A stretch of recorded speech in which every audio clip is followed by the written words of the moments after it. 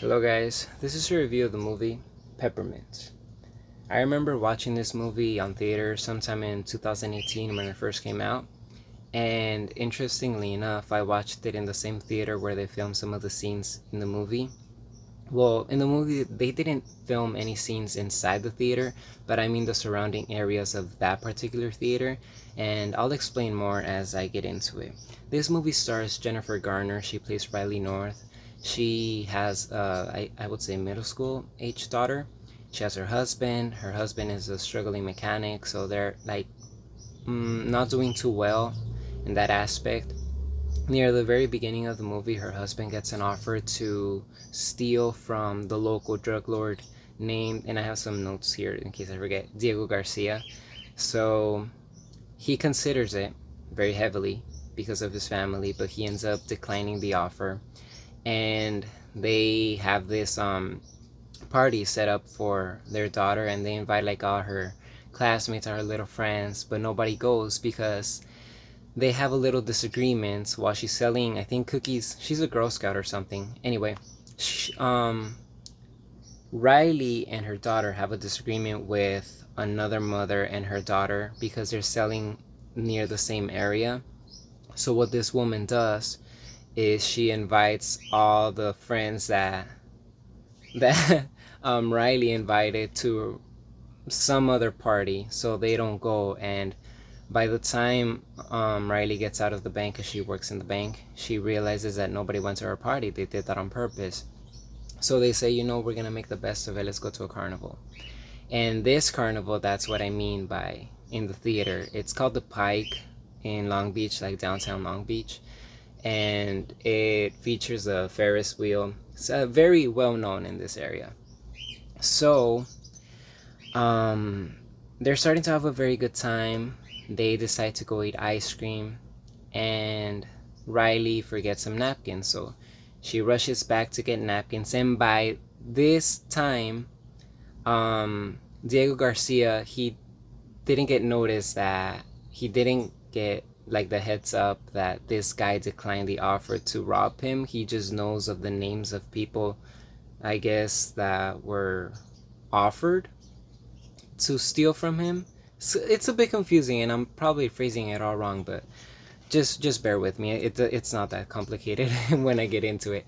So then he sends some people to kill them, to set an example for other people that are probably so much as considering betraying him.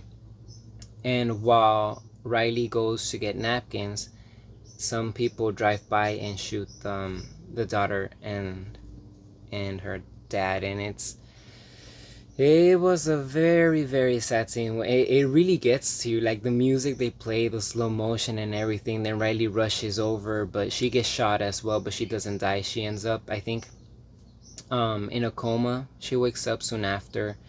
And does she end up in a coma? Let me check. Yeah, she ends up in a coma, but soon after she wakes up, and she's being interrogated by some cops. She tells them everything she knows. She says, I'm willing to testify, I'm ready to go. They take her, and she points to the people that she saw shooting her daughter. But obviously these people have a lot of money, so they hire very good lawyers, and they make it out to seem like she couldn't possibly recognize them by them driving so fast and not really stopping at any moment. One of their attorneys, the bad guy's attorneys, goes over to Riley's place, and he sees that she has medication right there, and he even gives her money and tries to tell her, you know what, you didn't see anything, nothing happened, just go and live your life, you're lucky to be alive. And she says, no, get out of my house. So there she recognizes the guy. She's like, that he tried to give me money so that I wouldn't say anything. And the judge just dismisses the case because there's not enough evidence. And I feel like these things happen quite a lot, especially in like third world countries where anything goes with if you just put a couple of bucks on the table. So it's pretty crazy. This obviously infuriates Riley. Did I say that right? She gets really angry. She gets pissed off. She travels to other countries, learns mixed martial arts, learns about weapons. She's doing all of these things. And we know this because soon after she comes back to LA, where this is supposed to be taking place, um, the cops discover like 4 men, the guys that killed her family, hanging from the Ferris wheel that I mentioned, that same Ferris wheel that's in downtown Long Beach. And they start, putting the pieces together. Carmichael is an officer. I think he's a low-ranked officer because Beltran is his superior, and he's warning him, you know what, don't go after this guy Diego Garcia, because he's a very heavy guy. He's very powerful, and everybody who investigates too much gets killed. And Carmichael's just pissed off. He's like, we have to get to the bottom of this. At first, they're trying to, Beltran and Carmichael, since they're the good guys, the good cops, they're trying to cover up for Riley. Not cover up, but they're trying to say it could have been other people. They have a lot of enemies, but the FBI gets involved. Imagine hanging people out in public. So they're saying, you know what, this woman just returned a few days ago, or a couple of weeks ago, so she's probably trying to get revenge for the people that she thinks killed her family. So that's what the movie's about. Riley getting revenge. She starts killing people one by one, going over, and her main mission is to reach Diego Garcia, who gave the order to have him killed. Diego obviously sets a few traps. Riley falls for very few of them and always gets the upper hand in the mini battles. By then, the cops and the FBI are really looking out for her, trying to find her, even though she has support from the people, because the people are like, you know what, they dismissed the case, she didn't get justice, so we're with you, girl. And she's hiding in like the LA alleys, where there's a lot of homeless people and a lot of crime, and they start noticing, the FBI starts noticing a pattern. There's this area that's free of crime all of a sudden, when in our reality it's supposed to be like the peak of like dark negotiations and everything like that, but she's become their guardian angel, as they call her. They even have murals painted of her. While she's there, she protects the kids and she looks out for them. There's a lot of very nice scenes. For example, she's in a bus and she's holding this toy, if I'm not mistaken, and this kid is like, who's that for? And she's like, oh, it's for you. And she asks him, because his father is in the next seat, like sleeping, she asks him if he's alright, and he says, well, he's an alcoholic, so kind of struggling to get him to our house. And they stop at a liquor shop, and Riley threatens him. She's like, if you don't give him, like, she gives him money, give him the best birthday present ever, like, treat him the way that you're supposed to. So she looks out for all the kids and goes against the wrongdoings of the people that are mixed with drug trafficking, and even things as minimal as, well, I don't want to say minimal, but like drinking is not the same as going around killing people. So in the end, she actually manages to get to Diego. The first time that she has him like face to face, she doesn't kill him because she sees that he has his daughter right next to him. It's like, daddy, so she doesn't kill him. But then eventually she ends up finding a way to kill him. She's very strong. She takes on multiple men and brings them down, shoots them. Near the end, though, they find out that Carmichael, the young officer, was actually betraying them, and he was on Diego Garcia, but he actually had to play the part of like, oh, I really care about justice and blah blah blah. But they find out that he killed like the FBI lady, if I'm not mistaken.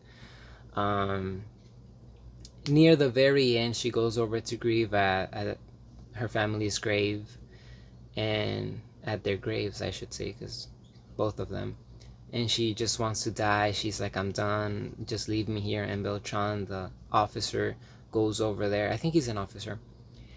And she wakes up at the hospital once again, and he's telling her, you know what, a lot of the officers agree with you, a lot of the people agree with you, so you know what, you just do your thing. And she notices that he left her the keys, because she was obviously handcuffed.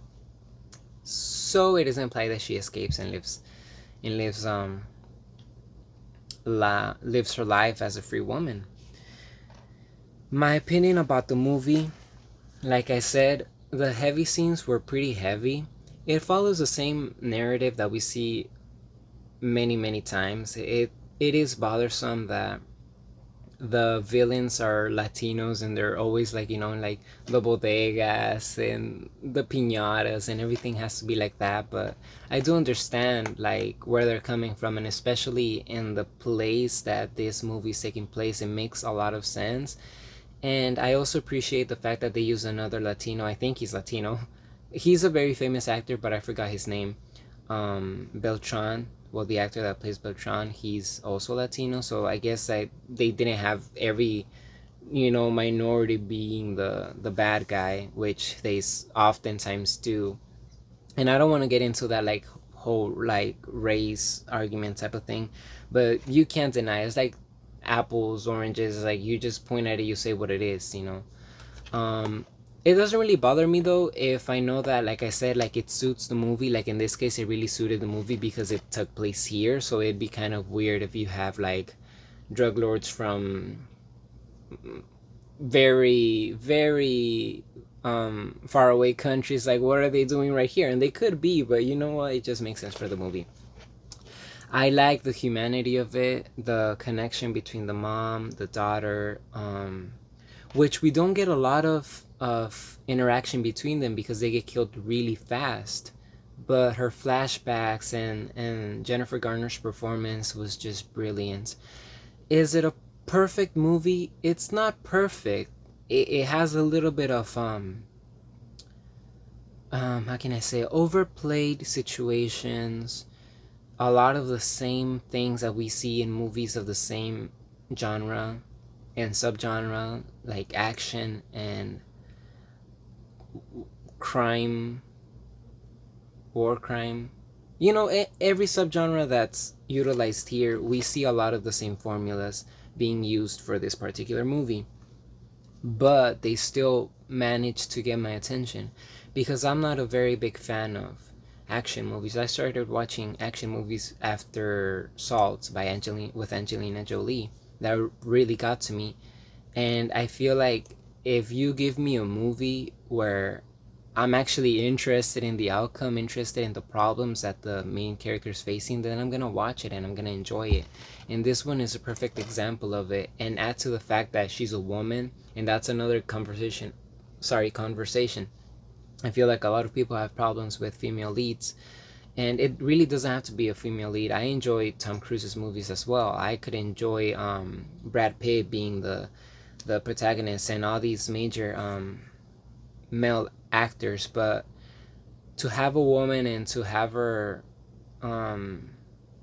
fighting for justice, it just gives me like Xena vibes, just Wonder Woman. It's pretty cool, pretty badass. And the fact that she's not a superhero, she's just a regular woman, and kind of showing you the ugly sides of the city and telling you how much different it could be if you had these people doing good things. And I'm not saying that, oh, everybody just go get your firearms and start shooting people, because that's not the answer. Obviously, we don't live in that type of country or world, except for a few parts of the world. But in the United States of America and many other countries, we believe in justice, but sometimes justice is just not present. And oftentimes, and I'm willing to say oftentimes, people have to do their own research. They have to be their own detectives, and they have to provide all the evidence, all the necessary clues, so that these professionals could actually get somewhere. Because if not, then I don't want to say they don't do anything, but they're just not, I don't know, they're just not as prepared or as invested. I don't know. These crimes that go like I don't want to say unpunished, because I don't want it to make it seem like it's a punishment that you're getting. In a way, it is. Obviously, being incarcerated is a punishment, but you are the one that did that. it's not okay to just think, oh, I'm just gonna like rob these people, and if they don't want to give up the money, I'll just shoot them. Then you will have consequences. You know what I'm saying? And this movie, I don't want to like talk forever as I usually do. This movie does a perfect job giving you hope and letting you see, even though she did get very extreme, she really got hands on, but it's just a movie, you know, this isn't real life. But it does give you that sense of, if you do the right thing, then none of this has to happen. If you weren't involved in that world, then why are they going to come after you? Like, are they gonna say you're wearing Crocs? Bam. No, they're not gonna do that. Or why are you not wearing Dora the Explorer backpack? My point being, if you just stay in your lane, do things the right way. Well, I don't want to say the right. There's no right or wrong, but just don't offend other people. Don't go after people. Don't take other people's things, other people's lives, other people's liberties. Don't be an asshole. Don't go around thinking that you own everything and that everything has to be yours. If you respect other people and the other people respect you, then there's no reason for this type of conflict. Of course, you could have like the neighbor where you're like, oh my gosh, the neighbor, their grass is going all over my yard, like, or their weeds, but it's fine, you know, you could resolve that. But if it escalates to the point where it escalated here, then you see the consequences. It gets pretty crazy. Nobody wants their family being killed. The performances were good, were very, very good. I feel like Diego Garcia, he didn't seem that bad, you know, especially when he was being intimidated by a bigger cat than him. But um, he's a good actor. I think he's a good actor. I think that they could have maybe put somebody a little more you know, angry, a little more dull. Um, but all in all, everybody did an amazing job. Jennifer Garner shined. She had like the most screen time. I just read on Wikipedia because I wanted to freshen up on the facts. I watched this movie, well, imagine years ago, and then I watched it a few weeks ago, but I wanted to freshen up. And I read that the critics were pretty harsh on this movie, um, or with this movie. And as usual, I do not agree with them because of all the aforementioned. Um, I didn't read exactly what bothered them, but I did read that it's one of the most successful movies on Netflix. It did really well when it got there. I think it got there in 2020, if I remember correctly, and it makes sense. I think it has a lot more approval from the audience than from the critics, and that's fine because we are the ones that are, you know, giving our hard-earned money to watch these productions. I'd give it a rating of 8. 8 out of 10 in its category. I had a lot of fun when I first watched it. Like I said, it really has you at the edge of your seat. It really makes you care for what's going on. Oftentimes you have the best action movies, very high budgets, but you're like, I don't really care if you get to your magic ball that you want to find or the magic key. I don't care if you get to like whatever man you're chasing after. Like, you have to give me something that I'm really invested, like, or I really want you to be successful, you know, I don't want you to die. And I think that's it for this one. I'd recommend it to anyone and everyone, especially, as I usually say, if you're into the genre of action, crime, and everything like that. That's it for this one. Thank you for watching.